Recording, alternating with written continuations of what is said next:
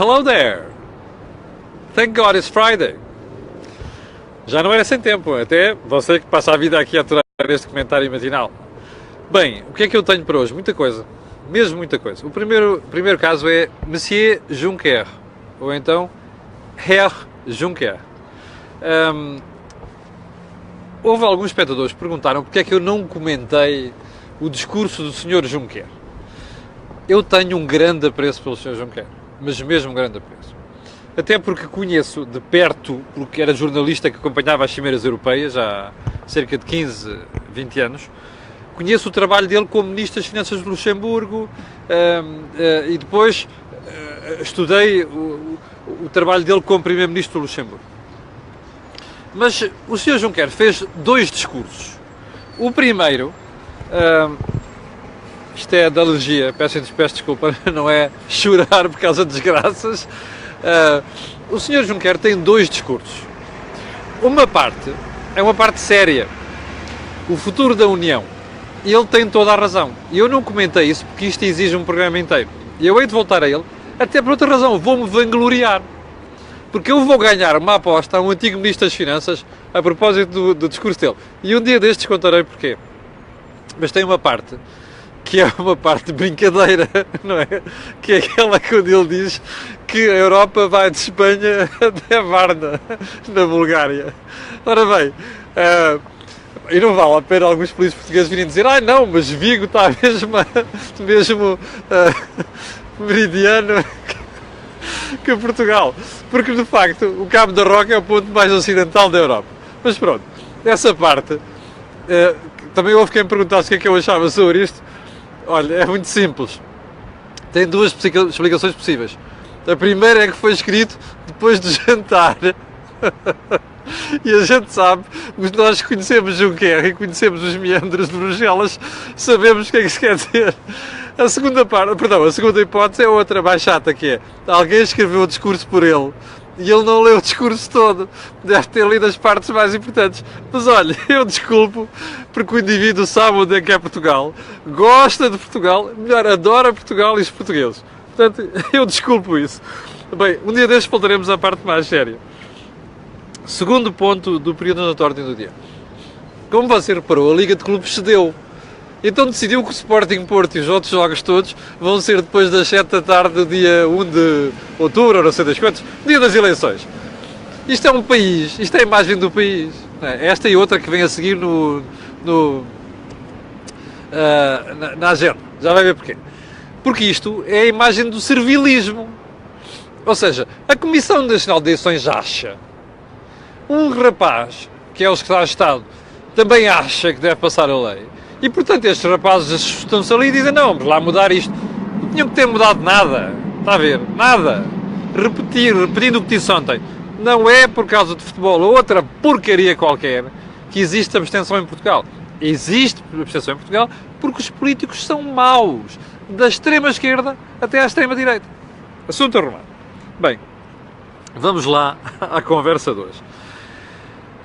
Eu digo aí que o ministro Mário Centeno gera muitas invejas e alguns casos de protesto dentro do governo. Isto não é inteiramente uma novidade, porque os ministros das Finanças são tradicionalmente os ministros com mais poder num país, particularmente quando os países vivem dificuldades, ou se quiser, olhando com mais algum detalhe, quando os países passam por períodos de ausência de financiamento. E, portanto, estão ainda a lamber as feridas desse processo. Mas, dizia eu, ele gera algumas desconfianças dentro do governo. E há, inclusive, pessoas, ministros, que já protestaram no primeiro-ministro por duas coisas. Primeiro, que ele tem muito poder e faz cativações, cortes, como lhe apetece. Em segundo lugar, que ele corre uma chamada pista própria. Este é que preocupa mais. E isto leva-nos ao segundo ponto de hoje. E qual é a pista própria? Mário Centeno está a fazer de tudo para cumprir o déficit orçamental deste ano, inclusive abaixo do que o Governo previu, tal como já tinha feito em 2016. Você dirá, mas isto é bom. Mas não é desta maneira, com as cativações. As cativações têm que ser coisas excepcionais. Portanto, tem que haver uma reforma do Estado. E ele não faz isso, nem vai fazer. Você perguntará, porquê é que o Primeiro-Ministro atura isto? Olha, por duas razões. Primeiro, porque sabe que ele já ganhou confiança lá fora. Confiam nele. E não é bom mexer nos ministros das Finanças quando é assim. Segundo, aliás, são 3 razões. Segundo, porque ele está num processo em que Portugal vai subir o rating. Aliás, ainda hoje uma agência de rating, a S&P, vai fazer uma coisa que é provavelmente subir o outlook, para o outlook positivo. Portanto, é esta questão do rating. E terceiro lugar, muito importante, é que Centeno pode dar o salto para Presidente do Eurogrupo. Ora, será um trunfo para António Costa dizer assim, nós até metemos o Ministro das Finanças, nós tivemos um país falido, metemos o Ministro das Finanças como Presidente do Eurogrupo. Está a ver? Portanto, isto dá jeito. Agora, que causa encómios, causa. E, inclusive, em minha opinião, devia causar encómios ao próprio António Costa. Bom, e isto leva-nos à segunda questão.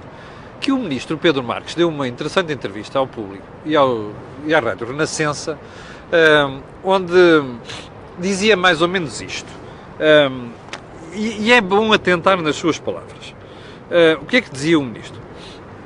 Se me está a perguntar se somos um pouco vítimas dos resultados que fomos entregando, é uma boa questão. E pode, num certo sentido, ter de razão de ser. Se as contas públicas vão melhorando, se o emprego está a ser criado, pode dar-se a ideia de que há uma espécie de folga. E depois alerta, não há. Nós temos uma trajetória para cumprir.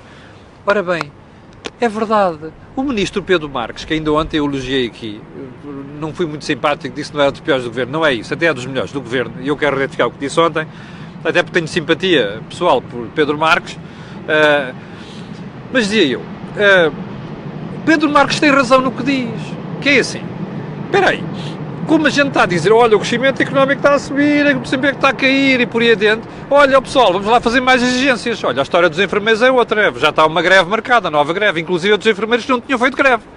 Bom, onde é que isto nos leva? Há a ideia de, então mas quem é que tem a responsabilidade disto? Sou eu? É você? Não, a culpa disto é do próprio Governo.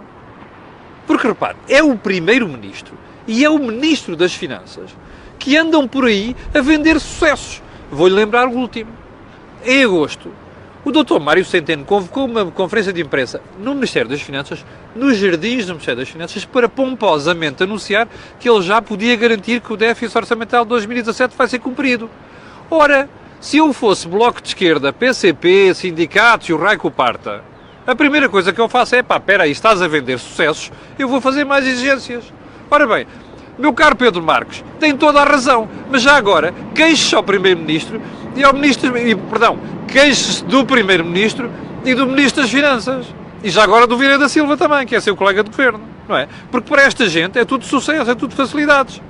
Bem, e já agora outra coisa, está a ver porque é que contei a história do Mário Centeno e das desconfianças entre o Governo? Eu não estou a dizer que a entrevista de Pedro Marques que ele está neste grupo, mas eu sei que há ministros que estão muito incomodados com esta história e alguns deles com razão, porque alguns deles estão a dizer ao Primeiro-Ministro, atenção, se a gente está a vender estas histórias como sucessos, vamos ter mais exigências. E portanto, é bom que a gente pense 2 vezes, até porque, repare, vamos cumprir o déficit de 2017, como eu já lhe disse aqui, mas a questão é a que preço? E a questão é sustentável? E já agora uma última pergunta, que eu hei de analisar um dia destes com mais tarde, que é assim, agora imagine que Mário Centeno consegue o lugar de Presidente do Eurogrupo e pira-se daqui para fora. A batata quente fica para o próximo. Qual próximo? Para si, como contribuinte, está a ver? E para mim, como contribuinte. E você vai ver isto já em 2018 no orçamento. Vem aí umas surpresas desagradáveis. Espera aí que você há de lá chegar. Bem, e portanto, isto explica que o Sr. Pedro Marques tem razão. Já agora, olhe, vire-se lá para dentro e mande umas alfinetadas aos seus colegas do Governo e já agora questione o Primeiro-Ministro sobre aquela feira que é a Feira de Sucessos, como eu costumo chamar. É a Feira de Sucessos do Governo. Bom, terceiro ponto. Isto é um país maravilhoso. O Governo anunciou ontem que, afinal, 2 operadores de produção de eletricidade, a EDP e a Endesa, são estes 2, essencialmente, vão ter de devolver cerca de 170 milhões de euros de tarifas que cobraram mais. Bom, mas anunciou isto com uma pompa, como se fosse uma coisa decidida, está a ver? Ou seja, eu olhei para aquilo e pensei assim, querem ver com algum tribunal, alguém pôs isto em tribunal, a EDP e a Endesa em tribunal, e agora vão ter que devolver isto por decisão de tribunal. Mas quando o dia foi passando, fui analisando a questão e dizer assim, espera aí, mas não é decisão de tribunal, é decisão do próprio Governo, da Secretaria de Estado que trata destas matérias, ou seja, no âmbito do Ministério da Economia. Meus senhores, então o Governo já está a anunciar que no próximo ano eles vão ter que baixar o preço da eletricidade, ou seja, em vez de devolver, vão descontar aquilo das tarifas. Mas sem decisão de tribunal. Então isso é a EDP e a Endesa meter esta gente em tribunal. Eu sei que a decisão, da forma como funciona a justiça portuguesa, virá daqui a uns meses. Ou seja, depois das eleições. Quiçá mesmo até das legislativas, está a ver? E, entretanto, já se fez o brilharete de dizer vocês vão ter que baixar a tarifas de eletricidade em 100 milhões de euros a partir de 2018. Isto é uma falta de vergonha inacreditável. Está a ver? É eleitoralismo no seu pior. Não é? Isto é preciso ganhar votos, é preciso melhorar nas sondagens e depois faça estas coisas. Bom, isto é um Estado de Direito. Respondo a você. Último ponto. Lembra-se que eu dizia há bocadinho que... o último ponto de hoje. O responsável da Proteção Civil, o Dr. Rui Esteves, que se demitiu, é a imagem deste governo. E porquê é que eu digo isto? Olha, por uma razão muito simples. O Dr. Rui Esteves, no seu progresso em direção à licenciatura, em 36 cadeiras tem 32, que são, era bom que fosse duas, 32 são equivalência. Hã?